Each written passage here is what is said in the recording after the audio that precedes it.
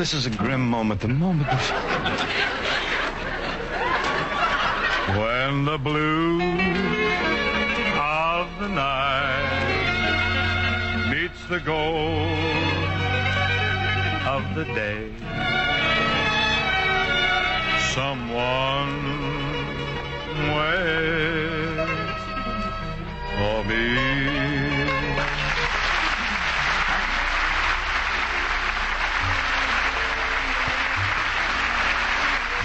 This is Ken Carpenter welcoming you to Philco Radio Time, produced and transcribed in New York City with John Scott Trotter and his orchestra, the Skylarks, and Bing's guests. Joe Venuti, a fiddler, Ham Fisher, a cartoonist, and Fred Allen, oh yes, a comedian. And now, for the last time this season, here's Bing Crosby, a singer. Thank you, Ken. Say, this is our last broadcast until fall. Yes, it is, Bing, and I want to find out something. What? Tell me, are we going to be back on the air for Philco next season? I'd like to find out myself. I haven't heard from him. Well, no news is good news, I always say. Keep on saying it, kid. Oh, really, Bing? I'm worried sick. Well, Ken, our sponsors have invited us over to 21 for dinner after the show. If you really want to get in good with them, why, pick up the check. Everything will be fine. Why don't you pick up the check? You're the one that's worried, I know. But I don't think we should burden these folks any longer with our problems. Ken, right now I see Joe Venuti coming out. Mr. Venuti has just formed a very fine new orchestra. What do you call your band, Joe? Well, Bing, I call it Joe Venuti and his Ravioli Rhythm Rascals. The Ravioli Rhythm Rascals. Yeah, we go in for heavy stuff. Yes, I see. Did you bring your orchestra with you, Joe? I'm lucky to lug my violin around. Well, lug it close up here, because we're going to give the folks a little of baby face. John Scott, let's go.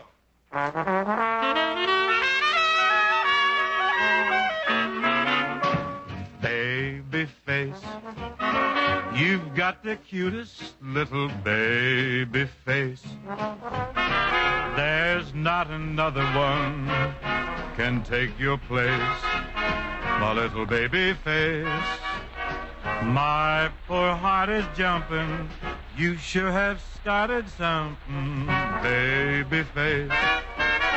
I'm up in heaven when I'm in your fond embrace.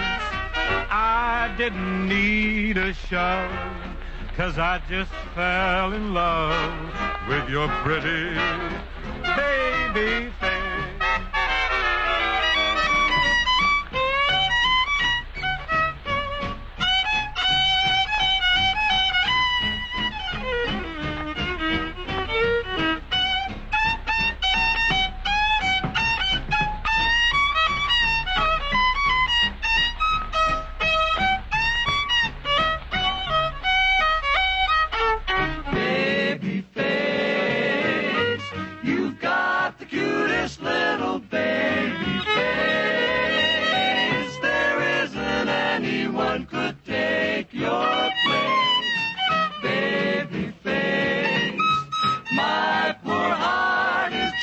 You sure started something, baby face.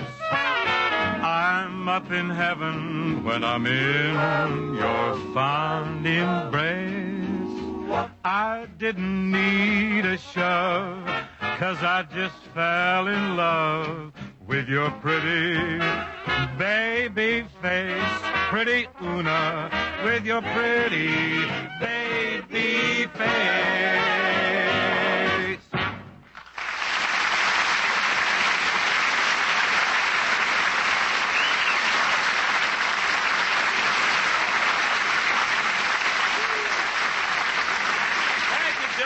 Thanks very much for that very stylish assist, Joe Venuti. I wished I could go down to Evansville, Indiana, and catch your band act this week. Joe was really stroking it, wasn't he, Ken? Oh, yes, I guess so. You guess? What's the matter with you?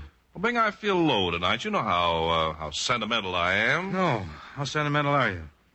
I'm very sentimental. You know that. Yeah? See, this is the last time this season I'll have a chance to talk about Philco radios. Oh, nonsense, Ken. If you love Philco so much, take a fistful of commercials, go out in your backyard, and read them all summer. You don't need a microphone or nothing. Just holler them out. Have fun. Live. Well, yeah, but who's going to pay me? Oh, that's where the sentiment is, huh?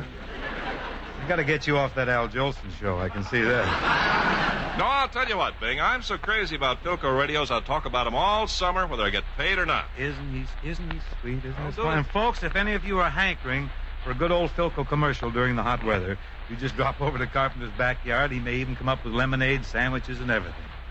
Yes, and I'll start right now, Bing. My final Philco commercial is about the last word in gifts for graduations or June weddings. Philco's sensational new 602 Portable. This streamlined Philco Portable graduated from the Philco laboratories with a diploma for powerhouse performance. Flip the switch and you've got any program on the air without a second's delay. Plays on trains and planes, at the beach, in the woods, on boats.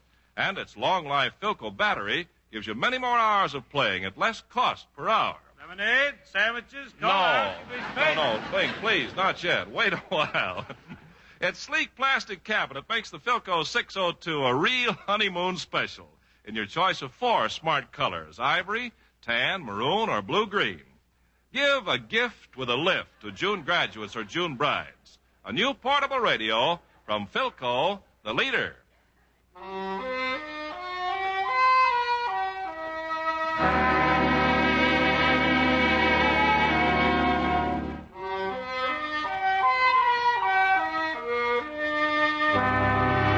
Here's a bit of philosophy set to music. It's turned out to be quite popular, too.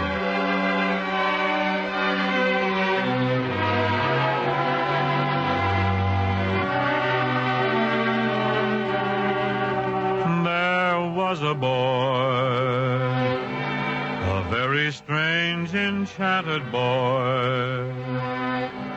They say he wandered very far, over land and sea. A little shy and sad of eye, but very wise was he. And then one day, a magic day, he passed my way. And while we spoke of many things, fools and kings, this he said to me: the greatest thing you'll ever learn is just to love and be loved in return.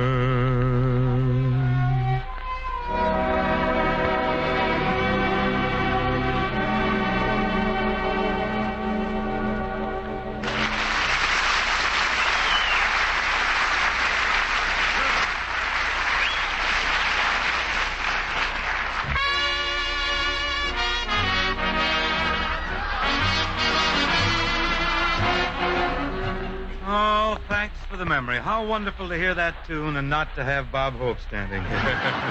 Ladies and gentlemen, Fred Allen. Thank you. Thank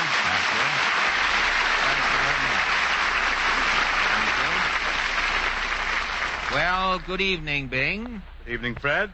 Say, that applause had a lot of life to it. Did you sense it as I walked on? Did, the electric quality. Bill. Did you have it transcribed out in sunny California for release here in the gloom of West 48th Street?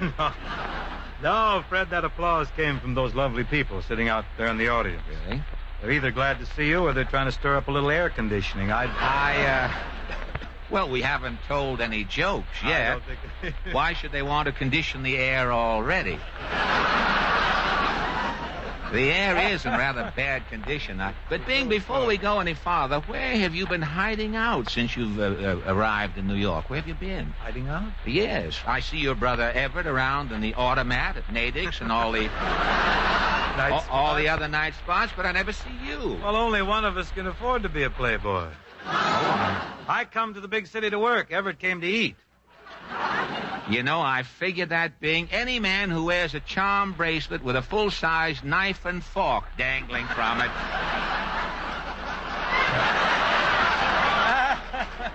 He means business. Oh, he's got dead aim. Dead aim. He is up to no good calories. I could... Everett's been a freeloader, Fred, from the day he was born. You know, legend has it that he ate the stork that brought him.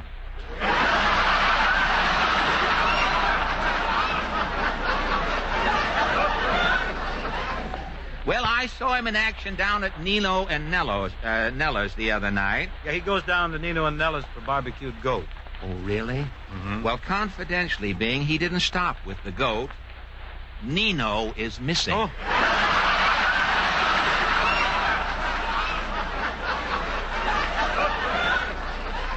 And Bing, that reminds me, I have a brilliant idea that will improve radio. Yeah, what's your plan, Fred? Well, with my plan, all of the shows would be reshuffled. Oh, switched around. Mixed up. You know, Amos and Andy would switch to the Fat Man slot. Mm-hmm. Arthur Godfrey would switch with Mr. D.A. Mm-hmm. The Fred Allen Show would change with Bueller. Yeah. Be a relief. Jack Benny would shift to Death Valley Days. That's good casting. Yeah. Nice. Lucy Monroe would come indoors and sing a duet with Bulliver. Now is the hour with Mr. Bulliver. Yeah. And Jimmy Durante would change with Groucho Marx. What's the big idea? Well, I think, Bing, everybody in radio should get lost. It's about time. I think so. Well, other people think so, too. Yes, This could become a trend, Fred. It looks ominous when you get... The handwriting is on the sponsor. Fred, we're all going to get lost for a while. Summer is here. Personally, right after this show, I'm shoving off for a 2-month rest. A rest? Mm-hmm. A rest from what, Bing? You don't do anything all winter. Oh, you're wrong, chum. I put in a hard season. Fred, what are you going to do this summer? Are you heading for Maine as usual? Unless I get an offer from Hollywood to make a picture. You're heading for Maine, yeah. Well, reluctantly, I must say I'm afraid you're right, Bing. Hollywood doesn't seem to appreciate me, but I do have a sensational idea for a picture. And your idea? Well, it's a new biography, something new. The movie screen, as you know, has been used to glorify the lives of many great men. Woodrow Wilson, Sergeant York, Edison, man and boy, 2 parts, you know. Buster Crabbe, Abraham Lincoln, Al Jolson. And Red Skelton has glorified the Fuller Brush Man. Just recently. But being this really great American biography has yet to be put on the screen. What is it? The Crosby story. Oh, that could be frightfully dull. Frightfully. Well, Fred, I'm afraid that could be a real dozer. the Bing Crosby story, maybe, but not the story I have in mind. Yeah. The life of Everett Crosby. Brother Everett? Yes, the man behind the man. Yes. Behind me is right. I wish he'd get out in front of me once in a while so I could watch him. Now, you see, Bing, this very statement from your bona fide lips proves that Everett's story must be told. Now, even you don't appreciate what Everett has done to make Crosby. What Crosby? Everett Crosby. Now, you're probably right, Fred, but what actor could be browbeaten into playing Everett on the screen? I have just the man for it, Jack Benny. Fred, Jack may be dying to do a picture, but I can't believe he's that desperate. Bing, believe me, Jack Benny once played himself in a movie. Yeah? If he will stoop to that, he'll play Everett. Bing, you are too close to Everett. You don't appreciate the fact that he's really a man of great mentality, a man of great vision, business ability, foresight, hindsight. Got eyes there, too? Ripley has divulged that. There you go, belittling him again. Now, remember, Bing, if it wasn't for Everett, your career might have been a different story today. Well, maybe I am wrong about the lad, Fred. You certainly are, Bing, and I can prove it. We'll do Everett's story right now. I'll play the title role. Brave boy. Yes, thank you. John Scott, you want my autograph before I start? Well, we'll start the Everett Crosby story. John Scott, trot out the overture, please.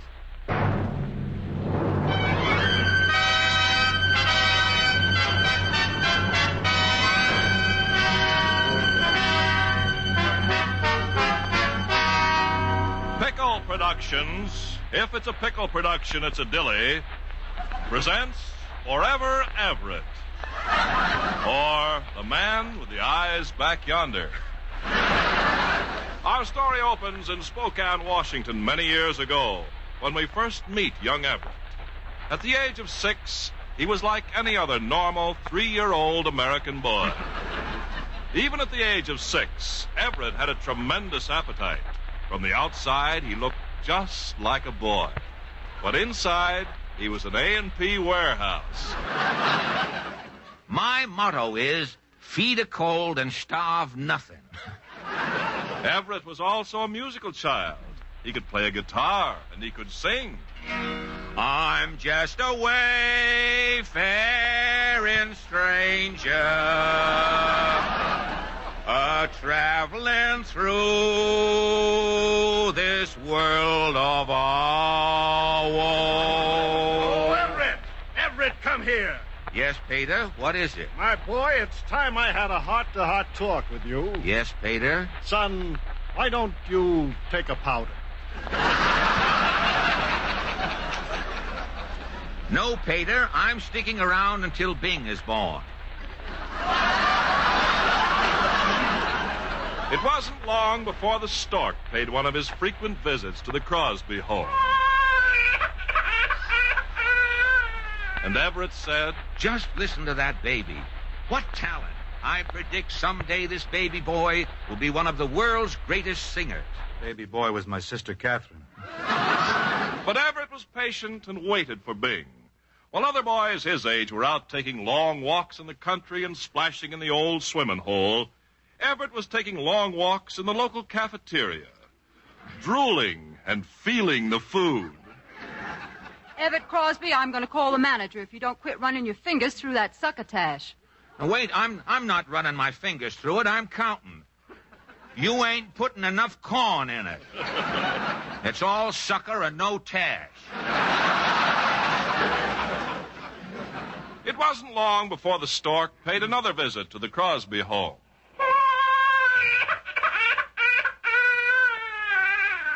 At last. Here I am, folks. Say, you over there munching on the stork. Who are you? I'm your brother Everett. Bing, you need a manager. Here, sign this contract. Wait till I learn to write. Well, it's easy. Here, now take a hold of this pen, and I'll guide your hand. There we are. B-I-N-G.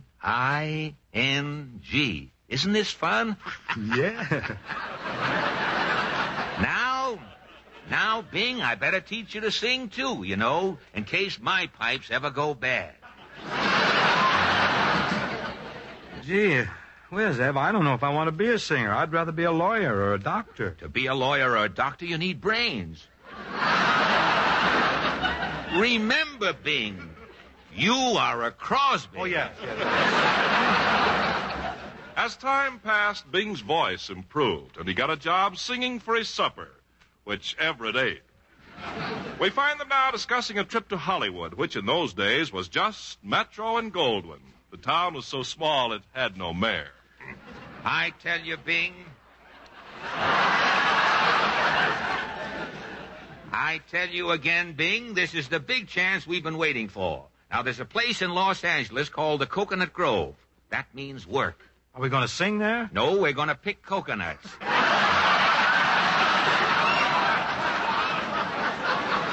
The next day, the Crosby boys journeyed south to Los Angeles, and it was there that opportunity knocked for Bing. But Everett came to the door. When opportunity left, Everett turned to Bing and said, Bing, Los Angeles is too small for us. I know where we'll go, to New York. They've got a new thing there called radio. Radio? What's that? I don't know, but it sounds like something to eat. Come on, let's go.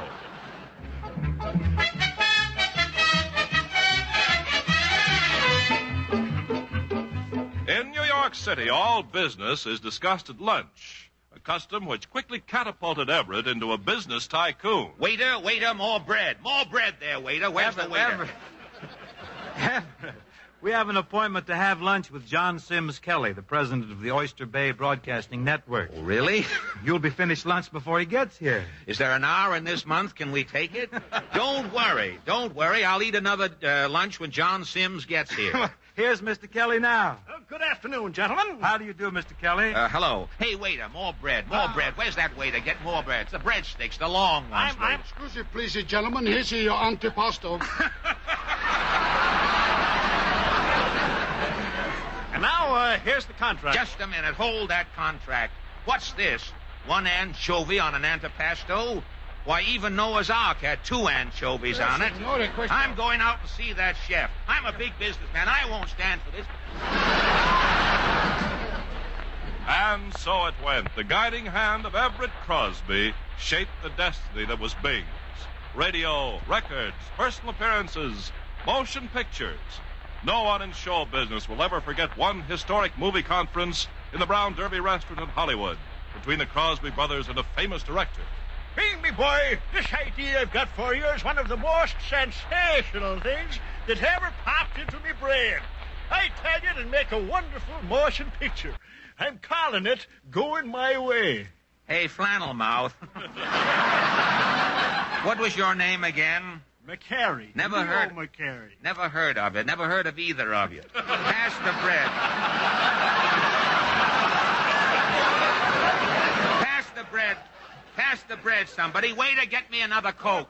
Coke, Yes. Got a Coke with the Yes. bread. The bread is At all every Cokes conference, Everett was there. Right today in New York City, the center of the television industry, Everett is at Bing's side. Ev, Mr. Carmine of Philco wants to see us and discuss a television show. Call up and tell him to meet us at Howard Johnson's for a hamburger. Hamburger, nothing. I'm hungry. Let him meet us at the King of the Sea. I want a whale burger.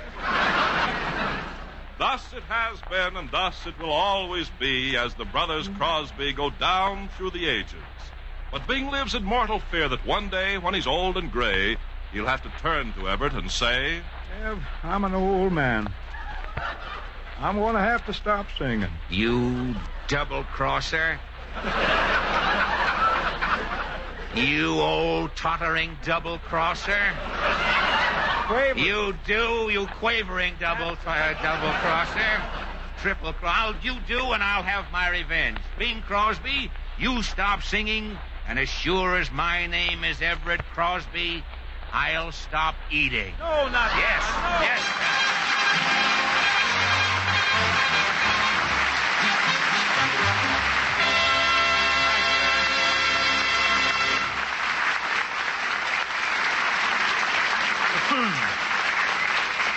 Thank you, Fred. Thanks very much. And now, while we await word from Everett's lawyers... Well, don't worry, Bing. It's all very happy stuff tonight. And, P.S., how jumpy can you get? Well, you'll never know till you catch the smooth performance of a new 1948 Philco. And for a real gone radio phonograph, take a listen to the Philco 1253 at your dealer now. You can hear every riff, all the hot licks on radio or records. Tone, oh, out of this world. Power, man, oh man, wait till you turn up the volume. Whether you go for bebop or buck, you'll get the finest performance you ever heard from a table radio phonograph. Now, don't take our word for it. Compare the 1253 and let your own ear be the judge. You'll find that Philco automatic record changer is a real smoothie, too. Changes up to a dozen records, slick, quick, and quiet. And it's plenty rugged. Won't get out of whack even if the kids get hold of it. All this at a price you'll never notice in your budget. Latch on to a new Philco 1253. It's tops in table automatics from the world's largest radio manufacturer. Philco, famous for quality the world over. Here's a song from the new Walt Disney picture Melody Time. It's called Blue Shadows on the Trail. Shades of night are falling as the winds begin to sigh, and the world is silhouetted 'neath the sky.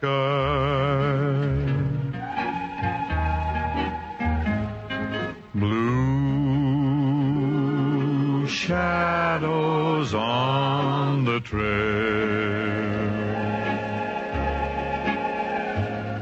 blue moon shining through the trees.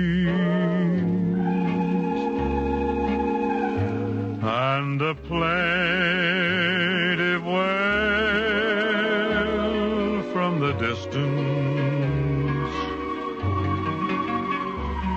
comes a-drifting on the evening breeze. Move along, blue shadows, move along. Soon the dawn will come, and you'll be on your way. But until the darkness sheds its veil,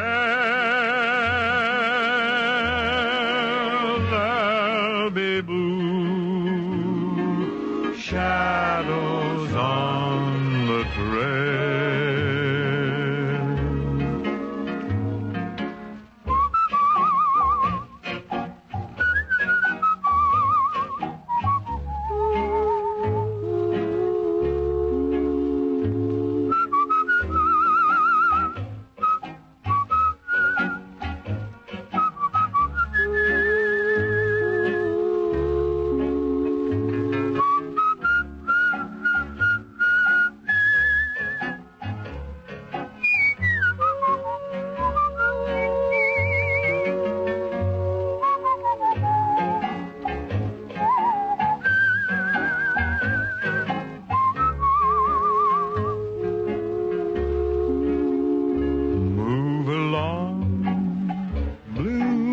Shadows move along. Soon the dawn will come, and you'll be on your way. But until the darkness sheds its veil, be blue shadows on the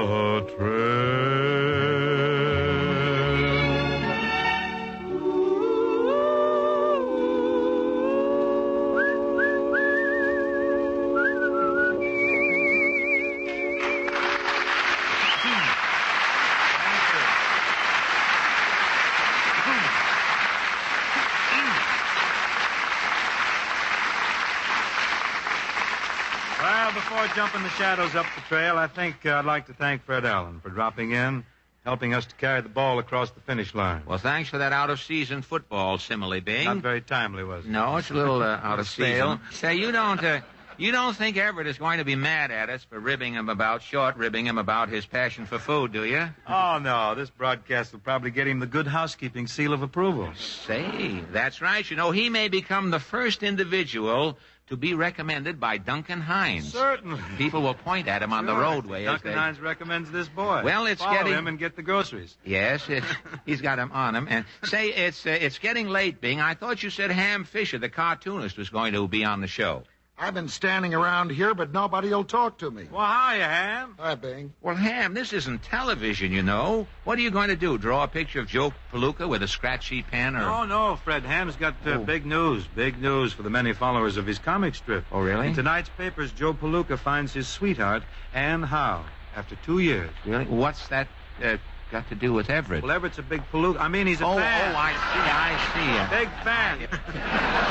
Come on now, Ham. Don't keep us in such suspense. Give us the inside dope. When are Joe and his girl going to get married? Eventually. Say, why don't you just marry Joe off to little orphan Annie? That poor girl's had nothing but trouble for 40 years.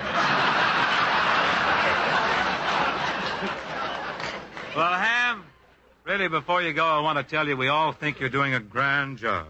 And a comic strip like yours does a great deal to promote a healthy, humorous interest in athletics and sports. Thanks, Bing. And may I say you're doing a grand job? Look, we're all doing a grand job. Let's go home. Let's go home. Well, you don't have to drag me, boy. Good night, Ham. Good night, Fred. Good night, Bing. Folks. And thanks very much. You've been a very indulgent audience all season. We certainly appreciate it. Good night. Thank you very much.